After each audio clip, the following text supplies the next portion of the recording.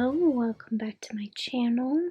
I am snuggled up and ready to watch the first episode of Gilded Age on HBO Max. I am so excited. I'm sure no one is wondering, but I got myself out of bed so I could make some dinner while I watch the show. And tonight I'm having a roast beef waffle sandwich with this special sandwich sauce and nothing else, and it slaps. It's so good. And some chips. I normally like my cassava chips, but we don't have any, so I'm eating regular old unhealthy tortilla chips. Miss Brook, the plain fact is, I've looked into the estate of the late Mr. Brook. The late General Brook. The late General Brook. And I cannot find any assets beyond the contents of his bank account. And the house? The house is rented, Miss Brook. I'm sure that's wrong. No, I'm afraid not. But my father always said... I see. So how much is left? I've paid the funeral charges and other outstanding accounts, and I will waive my own fee. There's no need. There is every need. You will have in your possession somewhere in the region of $30. You see, Mr. Raikes, none of this is what my father told me. So I gather. What are you going to do? I'm not sure. You mentioned your father's sisters in New York. My aunts were not on good terms with my father, Mr. Raikes. They disliked him, and he disliked them, so they have played no part in my life. I would only ask you to consider your options. Realistically. You mean beggars can't be choosers? Sorry, I felt like I couldn't give this review without some chocolate milk in my Lizzie McGuire cup. Before I jump into my notes, I loved it. So this was season 1, episode 1, and it was just under an hour and a half long, which honestly spoils me. If any of the later episodes are shorter than that, I'm going to be very upset. Starting with the technical side of things. Don't expect comments like this from me every week, but I had a spark of inspiration while watching the episode. I need to get it out of my system, so please indulge me. This show has a warm color palette paired with soft light. That is an absolute delight to watch. It is so... It's gorgeous, okay? If that sounds over the top and dramatic, watch the show. I'm not lying. Another thing I really liked was the sort of architectural shots of like buildings, staircases, as the episode is transitioning from the wealthy characters in the top floors down to the servants in the downstairs rooms. Thought all of that was very artistic and well done. So I'm reading some reviews on Twitter. I know, best place to look. And I've seen a couple criticisms about the CGI in this show, in the city. And I get it. I do. But honestly, like, I was not paying attention the first time around. So obviously it didn't take me out of the show or ruin it for me. I mean, it is what it is. If this was a show that was reliant upon special effects, I think I would be more upset about it. But it really doesn't rely that much on CGI. So I honestly think I'm willing to let it go. It's fine. Agnes Van Rhijn, who is one of Marian's aunts living in New York City, is played by Christine Baranski. She's the picture of elegance and grace. Every time I watch her in something, my eyes are on her. I love her. She is stunning and she can do no wrong.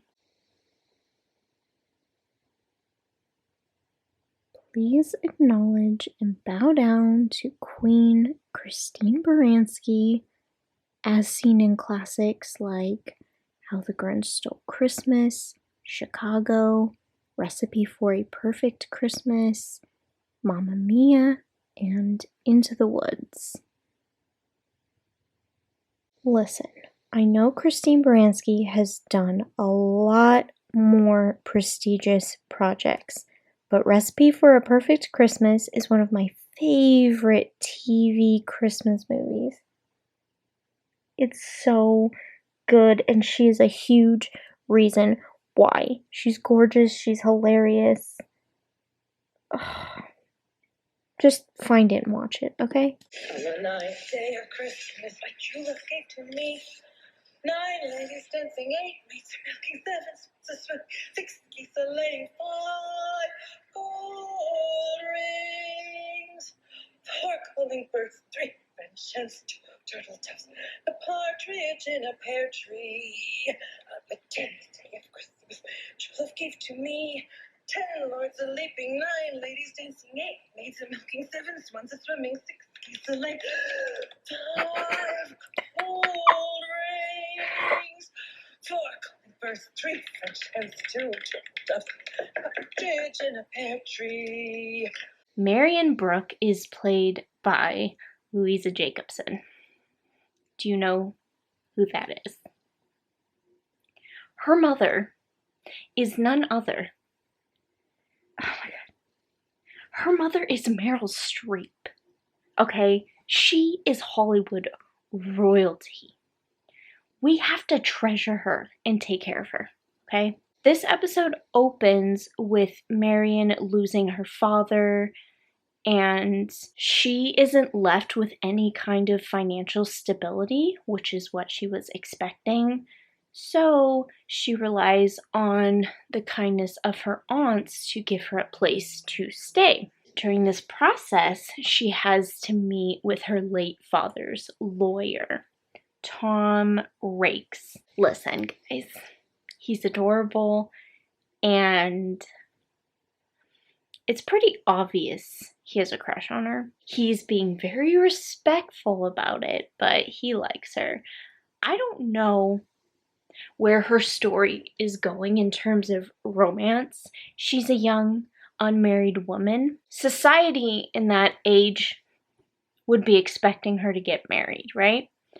But she's a very forward-thinking woman, so I'm assuming she's not wanting to do what she's expected to do, right? But I just have to assume romance will come into the picture. The lawyer is back in Pennsylvania, and she is now in New York City. I understand the problem, right? But he's already implied that he would reach out if need be. I know it's too soon, but I'm kind of shipping them. I'm rooting for them, I really am. It's way too soon, but that's my bold prediction for the show. I had to show you the lawyer. I'm sorry, but he just...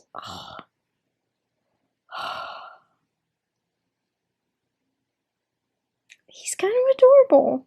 And the way he looks at her, I think you guys should side with me on this one. We see him one more time in this episode. I mean, I don't know. Why would they set this up in the first episode if he was just a throwaway character? Even implying that he likes her, there must be a reason.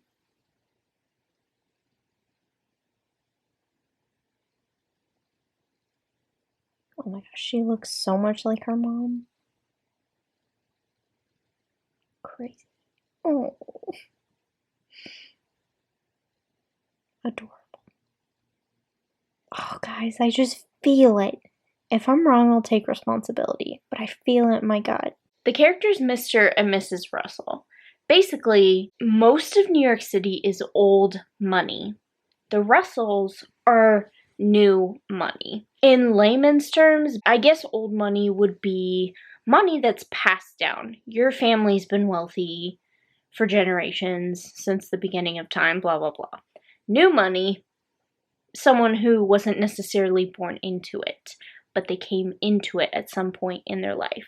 The Russells are new money, and they've just built this huge mansion in New York City, and all the old money is looking down on them like, who do you think you are to build your mansion right there in the middle of the city, in the middle of our neighborhood?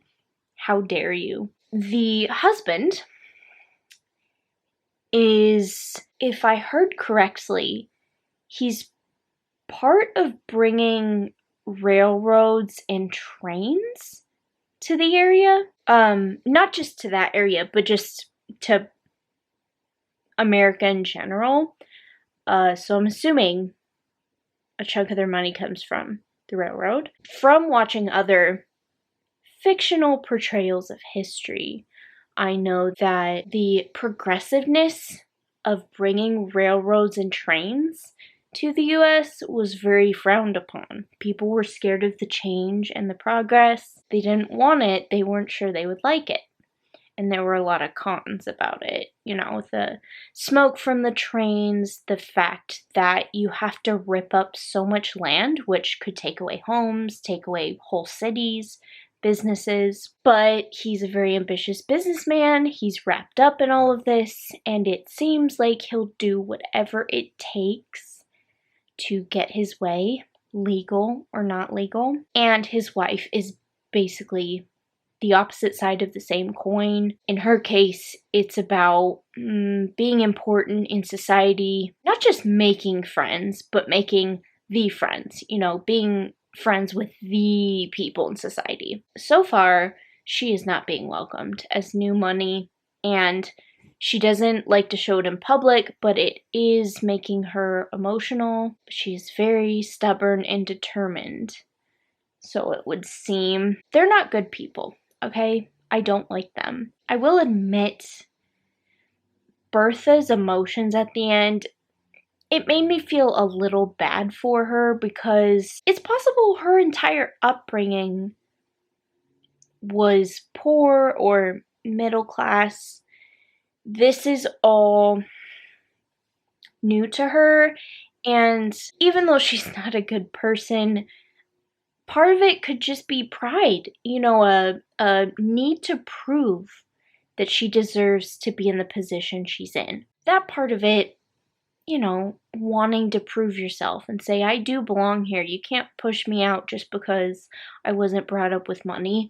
I can see that from her point of view, and I can feel for her to a certain extent. But I really feel like overall, they're not going to be the good guys in the show. I could be wrong. Maybe there's a redemption arc, especially for her. Maybe she won't even turn out to be any kind of villain. I'm not really sure. But they're not good people at the end of the day, and I don't have high hopes for them. I forgot to mention something super important that changes my opinion on the Russells a slight bit, especially Bertha. One of the new female servants that they hired for their new mansion, she has eyes for George Russell, and it's implied that he has eyes for her.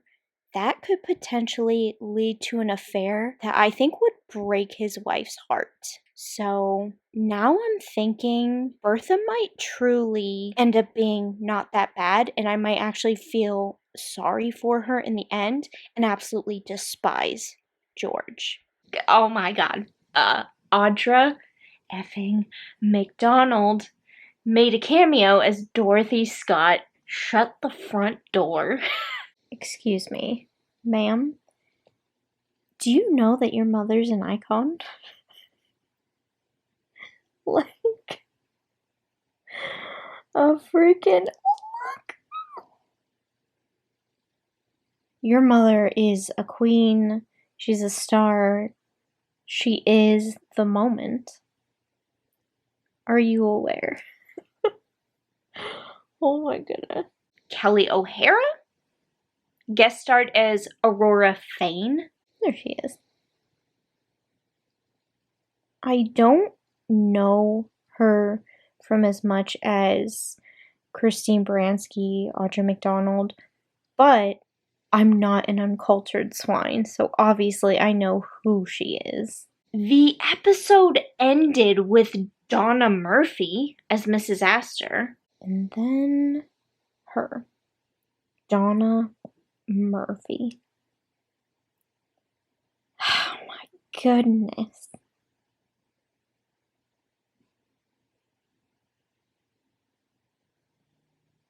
What a moment for Broadway, for theater. If you haven't already seen the jokes online, it's hilarious. This show is a gold mine for theater fans.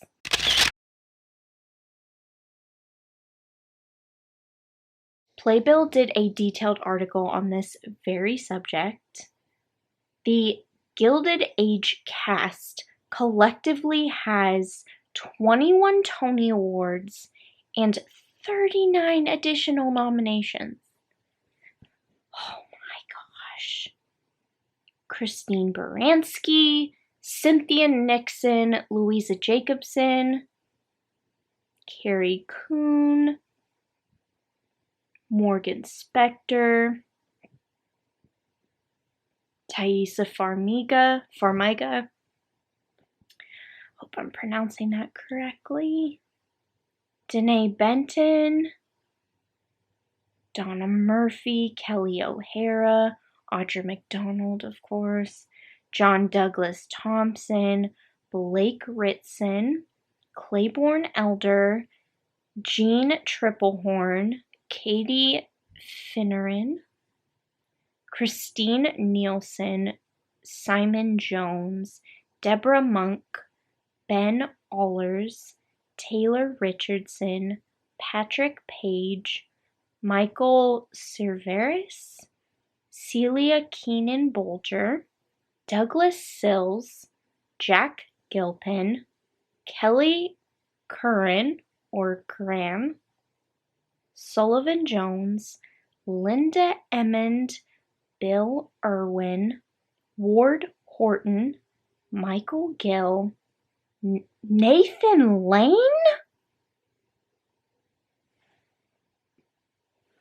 Okay, some of these people were definitely not in this episode. I don't remember Nathan Lane. I can't believe he's going to be on the show. Wow. Love Nathan Lane. I mean, Broadway's making bank because of this show.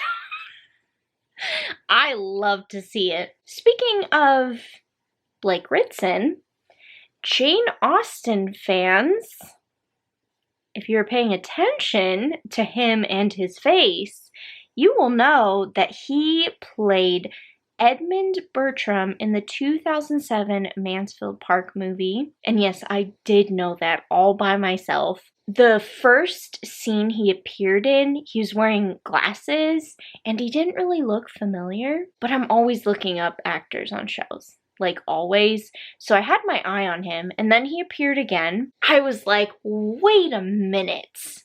I know this guy from something, and it took me a couple seconds, but I was like, I'm pretty sure it's something Jane Austen. I'm looking him up, and I'm like, wasn't he in Mansfield Park? And I was correct.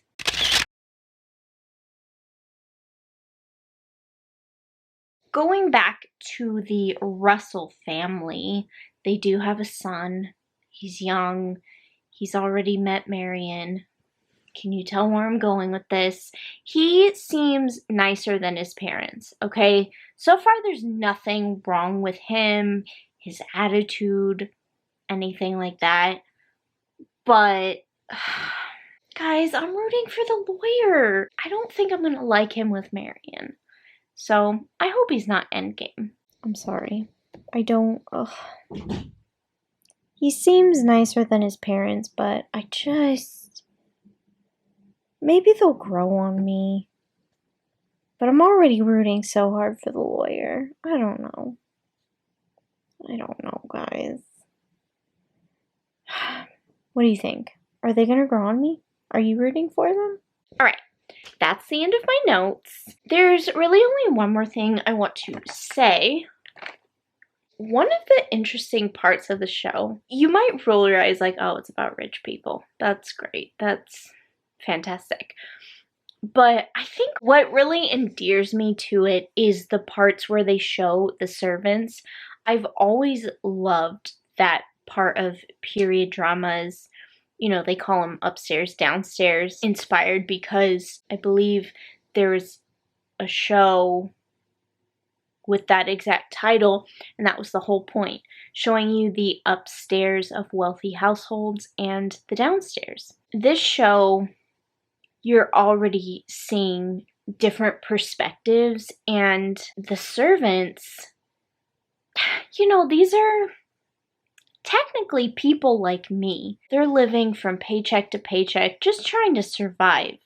They have the short end of the stick, right? And the wealthy people, meanwhile, are having the dumbest argument or rivalry or whatever you want to call it. Because the show takes place during the Gilded Age. There's a lot of progress happening in society. The old money is fighting the change. The new money is bringing the change. And they are clashing heads. And the servants who are just trying to survive and just make some kind of living, they're watching rich people fight rich people. Like, oh my God.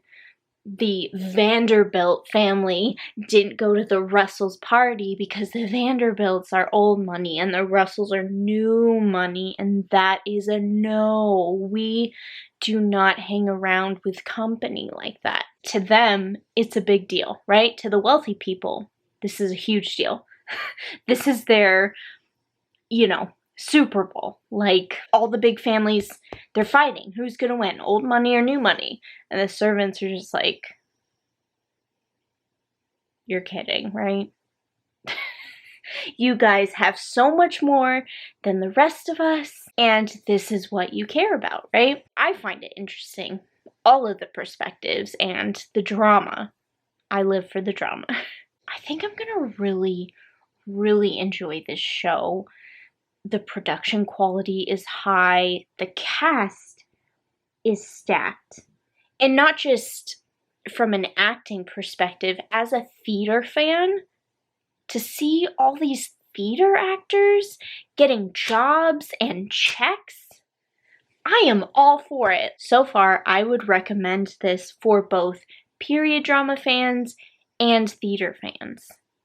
And most of the time, those two fandoms are the same people. That is it for this video. I've never done this kind of series, and I'm really glad I enjoyed it. It's making me even more excited to do this every week.